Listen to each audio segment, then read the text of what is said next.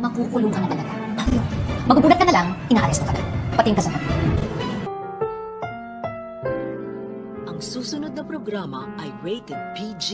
Ito ay nangangailangan ng patnubay at gabay ng magulang para sa mga batang manonood.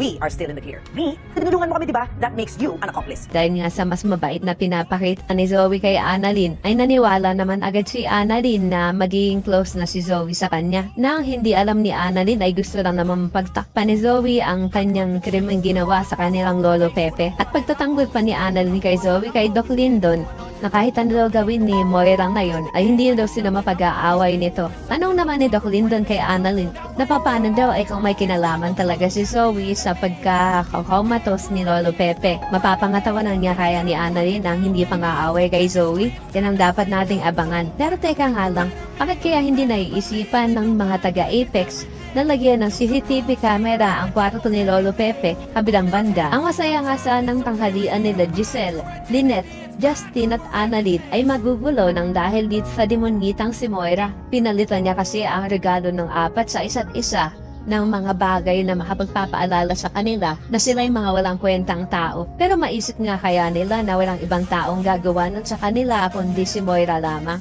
Yan ang dapat nating abangan. Samantala, sa telepono naman ay makikibalita itong si Neroy sa kay Moira kung ano ng status ni Lolo Pepe. Ang magiging sagot naman ni Moira ay comatose pa rin, kaya naman absuelto pa rin daw silang dalawa. Gulat na gulat naman si Nerissa dahil sa biglang pagdamay sa kanya ng kanyang best friend.